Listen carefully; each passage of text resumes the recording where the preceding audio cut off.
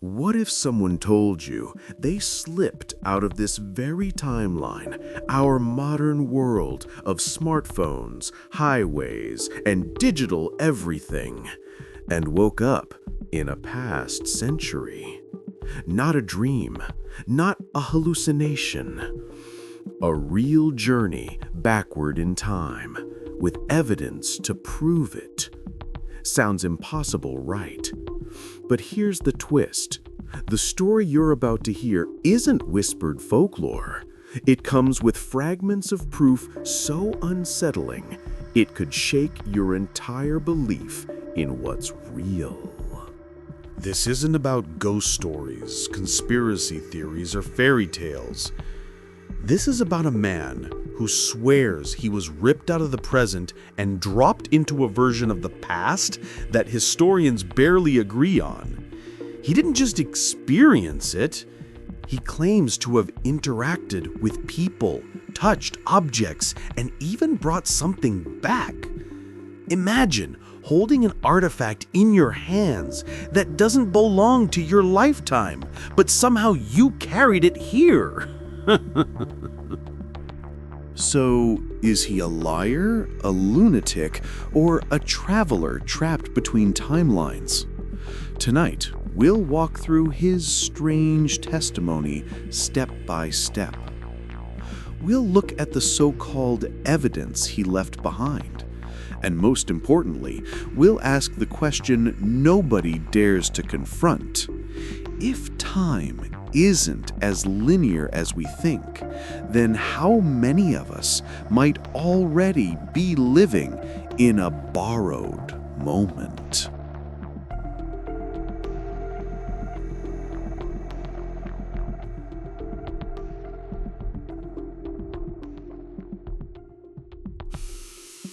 The man's name, at least the one he gave, was Ethan Reyes. Not a historian, not a scientist, not a celebrity, just a regular Midwestern guy in his late 30s working a monotonous IT job. Nothing about him screamed hoax artist. Nothing about him screamed attention seeker. Yet, when he stepped forward with his story, the world didn't know whether to laugh, ignore him, or burn him at the stake of public ridicule. Ethan claimed that one night, while driving home through a stretch of empty road in rural Ohio, his car engine sputtered and died. Nothing unusual, until the silence around him felt wrong. When he stepped out, the world had changed. Not gradually, not metaphorically, instantly. He wasn't in 2023 anymore. He described the scene like a film reel torn out of history books. No highway lights, no hum of electric wires, no modern cars speeding by. Instead, wooden carts creaked down dirt roads, lanterns glowed dimly, and people walked in clothes stitched by hand. This wasn't a Renaissance fair. It wasn't a reenactment. Ethan swore these weren't actors. These were people who looked at him the way you might look at a machine dropped from Mars. Their language? Archaic. English, but not the English you and I speak. Words bent in strange patterns. Accents so thick he strained to follow. And yet, somehow, he realized he wasn't just in a different place. He was in a different time. Now, here's where skeptics sharpen their knives. Ethan claimed he spent 3 full weeks in that timeline. He lived with a family, a blacksmith and his wife, terrified of his strange clothing and his metal box, his dead cell phone. He described meals of salted pork and coarse bread, nights without electricity, and the stench of unwashed bodies that made him gag. And yet, he insisted these weren't delusions. He could feel the calluses on the blacksmith's hands, He could hear the rasp of the forge's fire. He could smell the rot of horse dung on cobblestone streets. Hallucinations don't replicate sensory detail like that, do they? Here's the controversial part, the part nobody can agree on. Ethan didn't come back empty-handed. In his possession, he carried a bronze coin, dated to the year 1822, yet somehow freshly minted, untouched by centuries of wear. He presented it to journalists, historians, and yes, even skeptics on Reddit threads who ripped him apart. Some claimed it was a collector's item he planted. Others swore the minting pattern didn't match any design from that year. To this day, no verdict exists. Either way, the coin became Exhibit A in what believers now call the Reyes Time Rift. So here's the question that splits people down the middle. Was Ethan a fraud, spinning a desperate story to escape a boring life? Or was he one of the rare few who slipped through a crack in the timeline? Think about it. If his story is fake, it's laughable. Just another internet creep chasing clout. But if it's real, if he really did vanish into 1822 for 3 weeks, then every rule you've been taught about time collapses. History isn't locked. The past isn't gone. And you might be one wrong step away from falling through the same invisible doorway he stumbled into.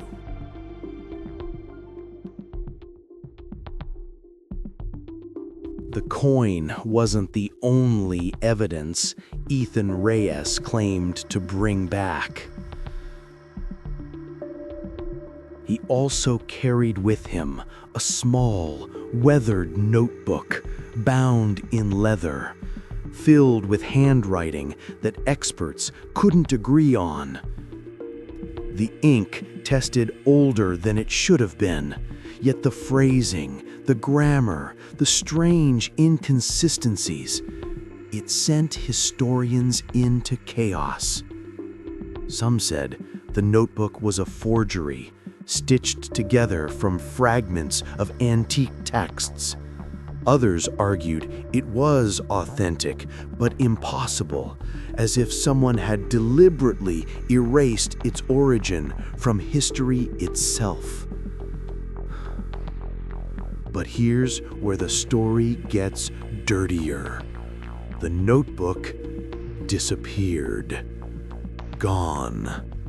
One day it was in Ethan's possession, the next day confiscated, supposedly for further testing by a private institution that refused to give it back.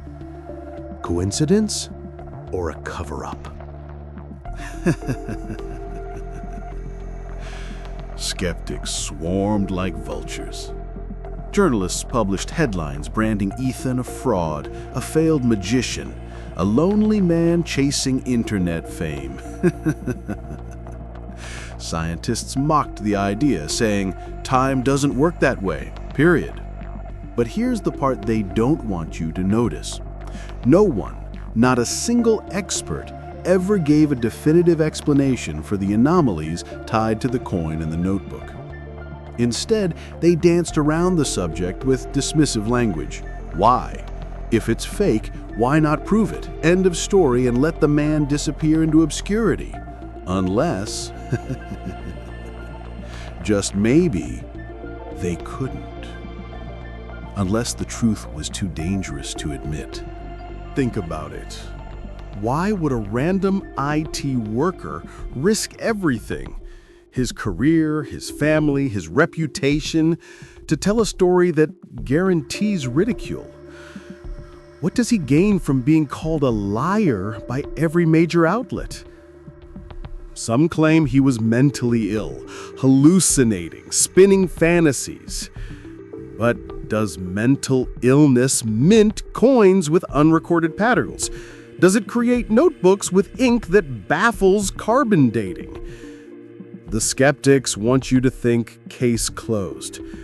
But every time they dismiss it, they leave behind loose threads.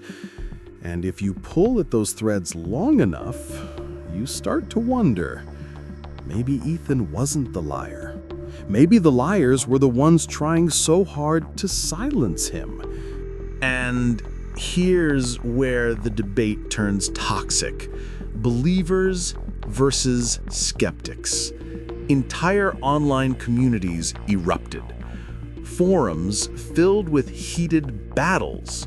Believers posting high-res images of the coin. Skeptics breaking down why the minting was too clean to be real.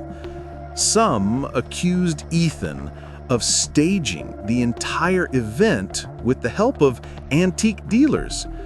Others accused universities of hiding proof of time anomalies to protect the official narrative. You see, this wasn't just about one man anymore. It became about the system, science, media, institutions, and whether or not you believe they tell us the full truth.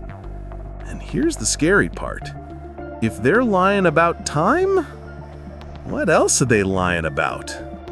So ask yourself this. Was Ethan's story torn apart because it was fake or because it was too real? If the evidence is bogus, fine. Debunk it, close the book, move on. But if even a shred of it is true, then we are living in a world where time doesn't lock behind us like a sealed door. Instead, it breathes, it shifts, it bleeds. And if time itself can bend, then who's to say you won't be next? One wrong turn down a dark road, one flicker in reality, and you could wake up trapped in a century you don't belong to, with no guarantee you'll ever find your way back.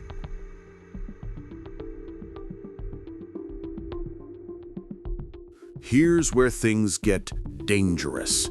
Not just for Ethan's credibility, but for the very foundation of science itself. Because if his story is even partially true, then the laws of physics, the ones we've been spoon-fed since high school, aren't laws at all. They're suggestions. The mainstream narrative insists time travel is mathematically improbable, physically impossible, or at best, something only achievable near black holes billions of miles away. But then, what about the unexplainable cases that never make it into your science textbook? The pilots who vanish in clear skies and reappear years later. The missing persons who turn up decades afterward without having aged a single day. Are these just coincidences? Or are they breadcrumbs of a truth we're not supposed to follow? Some physicists, quietly, off the record, admit that time isn't as rigid as we've been taught. Einstein himself said time was relative, bendable, linked to gravity. If time bends, who's to say it can't break? Who's to say it can't fold over itself, opening cracks between centuries like seams in a worn-out fabric? Mainstream science scoffs at this because admitting it would mean admitting we're not in control. But let's be real. History shows us that science has always denied the impossible until it's forced to accept it. Once upon a time, doctors swore hand-washing didn't matter. Astronomers mocked the idea of Earth orbiting the sun. So, when scientists laugh at Ethan Ray's, are they protecting truth? Or are they just repeating the same arrogant mistake, dismissing what they don't understand until reality slaps them in the face? Then there's the darker angle, the theory some call forbidden science. If Ethan really did fall through time, then governments already know. Why? Because his story isn't unique. Whispers of time experiments stretch back to World War II, when rumors swirled about naval ships vanishing and reappearing miles away in an instant.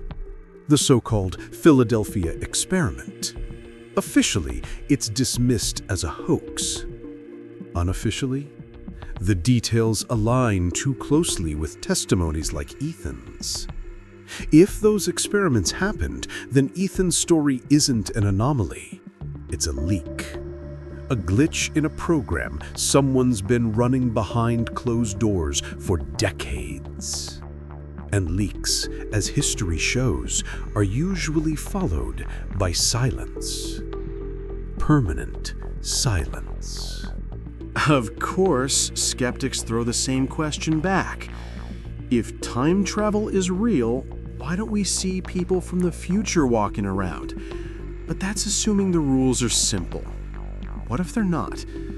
What if time isn't an open freeway anyone can enter at will, but a locked vault, cracked only under rare, violent circumstances? What if Ethan's experience wasn't meant to happen? An accident, a glitch, a doorway opening where none should exist. That would explain why the so-called evidence disappears, why skeptics attack so viciously, why institutions lock it down. Because if time can break on its own, no one, not scientists, not governments, not you, can control it. And nothing terrifies authority more than losing control. So where does that leave us? If Ethan Reyes is lying, then fine, burn the story, move on. But if he's not, then time itself isn't a straight road. It's a cracked mirror reflecting countless paths we aren't supposed to see. And here's the most disturbing thought of all. If one man can slip through, maybe others already have. Maybe the strangers you pass on the street aren't from your present at all. Maybe some are visitors, trapped, hiding, surviving, waiting for a way back. Or worse, maybe they're not trying to go back at all.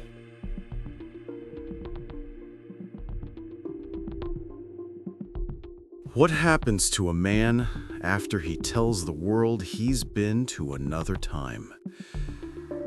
You might imagine fame, book deals, talk show interviews. But the reality for Ethan Reyes was darker, colder. His job fired him. His family distanced themselves. Friends whispered behind his back. To most, he was no longer Ethan the IT guy, but Ethan the lunatic. And yet, doesn't that reaction feel strangely familiar? Every time someone challenges the accepted version of reality, society's first response is ridicule. From Galileo to whistleblowers, the pattern is the same. Deny, attack, isolate. Was Ethan truly insane? Or was he just paying the price for telling a truth too big to fit into our comfortable little world? Psychologists lined up to diagnose him. Some said delusional disorder. Others suggested dissociation from stress. But here's the controversial twist. No diagnosis ever fully explained the anomalies surrounding his story. Doctors can call a man crazy, but coins don't forge themselves, and notebooks don't carbon date outside their expected timeline. Still, the narrative was controlled. Ethan was unstable. And maybe that's exactly the point. Because once you brand a man as mentally ill, every word out of his mouth becomes suspect. Easy, right? But ask yourself, if he really was unstable, why didn't he retreat quietly? Why keep pushing the story, despite losing everything? What does a liar gain when the lie costs him his life as he knew it? And here's where it gets even stranger. Ethan began claiming he wasn't alone, that during his time in the past, he saw others, strangers, who didn't belong there either. A man with a wristwatch decades ahead of its time. A woman who spoke in slang no villager could understand. People who, like him, seemed misplaced, trapped, confused. Were they other time refugees? Or were they figments of a breaking mind? Skeptics roll their eyes, dismissing these claims as fantasy stacked on top of fantasy. But believers ask a darker question.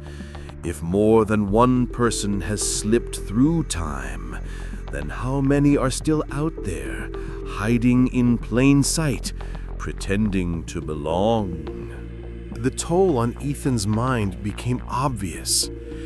In interviews, his eyes twitched, his voice cracked, his hands trembled. He looked haunted, not just by what he experienced, but by what it cost him. Some argue this proves he was unraveling. Others argue it proves he was telling the truth. Because wouldn't you unravel if you'd seen the impossible, lived it, and then watched everyone deny it in your face? His paranoia grew. He claimed he was followed, that cars idled outside his house at night, that strangers showed up in places they shouldn't be. Delusions? Maybe. Or maybe he stumbled too close to a truth someone wanted buried. And paranoia, in that context, doesn't sound so crazy, does it? Here's the haunting part, the question that splits audiences in half. If Ethan Reyes really did slip through time, then the system we live under, science, media, authority, was never designed to protect us from that truth. It was designed to protect itself from panic, from chaos, from the collapse of order. Because if time can bend, then everything you know, your history, your memories, your future becomes negotiable. Imagine that for a second. History not as fact, but as fluid. The past not behind us, but beside us, ready to swallow anyone who takes the wrong step. Now tell me, do you still think Ethan Reyes was crazy? Or are you starting to wonder if maybe, just maybe, he saw the cracks in the system we're all too scared to admit are there?